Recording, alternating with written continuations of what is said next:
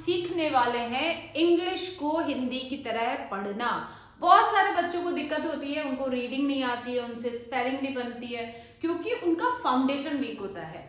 Problem क्या होती है, जब हम बोल रहे होते हैं, बेसिकली ये हिंदी मीडियम वाले बच्चों के साथ में ज्यादा रहता है, क्योंकि उनको बचपन से फोनिक साउंड सिखाए नहीं जाते। इंग्लिश मीडियम स्कूल्स में क्या करते हैं, बच्चों को फोनिक साउंड सिखाते हैं कि कौन से लेटर का साउंड कौन सा है, फिर जब उसे सुनते हैं तो वो इजीली उसको लिख लेते हैं। लेकिन हमारे हिंदी मीडियम के प्यारे प्यारे बच्चों को ये चीज नहीं सिखाई जाती है। अब तो शुरू हो गई है। चलिए, अब आज मैं आपको एक टेक्निक बताती हूँ जहां से आप कौन से लेटर का क्या साउंड है या हिंदी को आप कैसे इंग्लिश में ट्रांसलेट कर पाएंगे।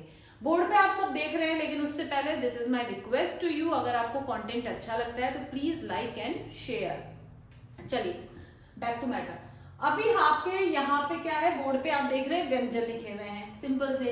अब इन व्यंजनों को, ये क्या दिख रहा है बच्चे, क। इंग्लिश में क लिखना है तो कैसे लिखेंगे, इंग्लिश में क को हम लिखते हैं ऐसे। अब ये तो क्या बन गया, के। आप इसको अल्फाबेट में के बोलते हैं ना। देखो हमारे हर व्यंजन में एक स्वर का साउंड होता है। क के बाद में आपको अ का साउंड दिख रहा है, तो ये बन गया क। अब आपको लिखना है ख। तो इसका साउंड आप एक बार तोड़ो, ख, क, ह और ये अ, ये बन गया ख। तो जब भी ख का साउंड हो तो आप इसको के एच ए लिखेंगे। खंडेलवाल में होता है ना ख, के एच ए, ख। अभी ग के लिए क्या लिखोगे, जी और ए, ये क्या बन गया, ग।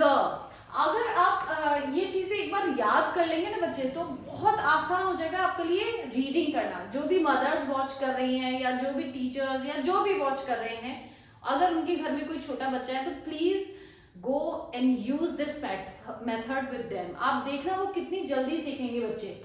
अभी घ, जैसे ये था वैसे ये है।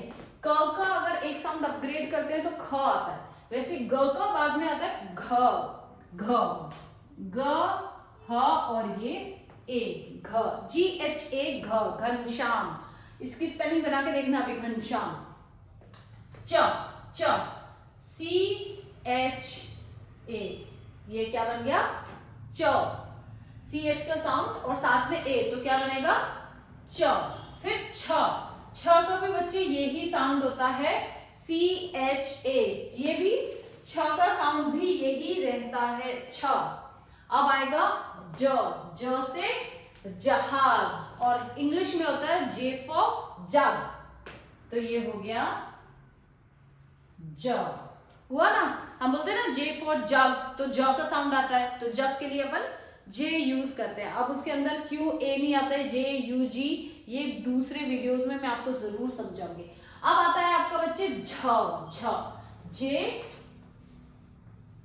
एच और ये ए, झ, क्या बन गया, झ। झरना, आज बना के देखना, ये सब अपने आप इनको मिक्स करके स्पेलिंग बनाना, देखना कितनी सही बनेगी। अब आता है ट, ये हो गया आपका टी और ए को जब आप मिलाएंगे तो क्या बन जाएगा, ट, क्या बन जाएगा, ट। अब आता है ठ। देखो ये जैसे जैसे आप इन साउंड्स में आगे जाओगे, इसके बाद क के बाद ख था, ह का साउंड आया तो ह के लिए हमने एच लगा दिया। वैसे घ में भी थोड़ा सा ह का मिक्स साउंड आ रहा है तो एच लगा लिया। सिमिलरली झ, इसमें भी ह का एक साउंड आता है, एच लग गया। अब ठ, ये टी एच और ए, क्या बन गया, ठ। ड के लिए क्या लिखेंगे बच्चे, द के लिए ड है या द है, द ड ढ, बहुत सिमिलर से साउंड्स है ये, तो इसके लिए लिखेंगे डी और ए। डॉग होता है ना, डॉग, ड का साउंड आता है, ये ड। ढ, अगेन ह का साउंड आ रहा है इसके अंदर, ढ, डी एच और ये ए, ढ। सिंपल, ढ का साउंड आया, त, ठ, ड, ढ और अण खाली, इसको अण खाली भी बोलते हैं, और न, अण का साउंड आता है, न, एन और ये ए। तो जब क के लिए क्या लिखेंगे, के ए, ख के लिए के एच ए, ग के लिए जी ए, घ के लिए जी एच ए। आगे करते हैं त के लिए टी और ए। हाँ, अब देखो ये दोनों साउंड ट के लिए भी टी ए और त के लिए भी टी और ए। डिफरेंशिएट कैसे करना है ये हम बहुत जल्दी सीखेंगे। थ के लिए भी टी एच ए, थ। द के लिए डी और ए, डी और ए, द बन गया ये द। अब आएगा आपका ध के लिए लिखेंगे डी एच ए, ध। बिल्कुल सिमिलर है, देखो ये और ये ध सेम है।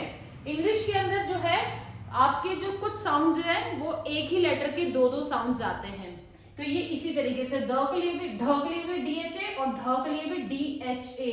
और ये न के लिए भी बेटे आप लिखेंगे एन और ए। तो ये आपका एक बार रीड कर लेते हैं अपन। के ए बन गया क, के एच ए बन गया ख, जी ए बन गया ग, घ के लिए जी एच ए, च के लिए सी एच ए, छ के लिए सी एच ए, ज के लिए जे ए, झ के लिए जे एच ए और ट के लिए टी ए, ठ के लिए टी एच ए। आपके ड के लिए आएगा डी ए, ढ के लिए आएगा डी एच ए, अने के लिए आप लिखेंगे एन और ए, त के लिए लिखेंगे टी और ए, थ के लिए लिखेंगे टी एच ए, ड के लिए लिखेंगे डी और ए, ड, फिर ध के लिए डी एच ए और न के लिए एन ए। मेरे बहुत सारे वीडियोस हैं जो सिर्फ स्पेलिंग मेकिंग पे ही हैं, वहां पे हमने साउंड सुना है उसको और उसको ब्रेक करके साउंड को हमने स्पेलिंग्स बनाई है, आप देख सकते हैं उन वीडियो से और बहुत हेल्पफुल वीडियोस हैं वो। चलिए अब इसके आगे लेते हैं कि एक तो कई बच्चों को क्या होता है ये व्यंजन याद करने में भी दिक्कत होती है सीरीज से। तो बचपन में कभी हमारी एक हिंदी टीचर हुआ करती थी राधा रानी मैम, उन्होंने एक टेक्निक बताई थी इसको याद करने की, वो आज तक मेरे को याद है। क च ट, इसको वैसे पढ़ती थी फर्स्ट लाइन को, कचट त प य, अब आएगा प की लाइन और उसके बाद आएगी य की लाइन। तो ये आज तक भी याद रह गया, कचट टप है। इस तरीके से फिर आगे का तो हम बना ही लेते हैं इजीली। अब आगे वाला हम एक बार और कर लेते हैं।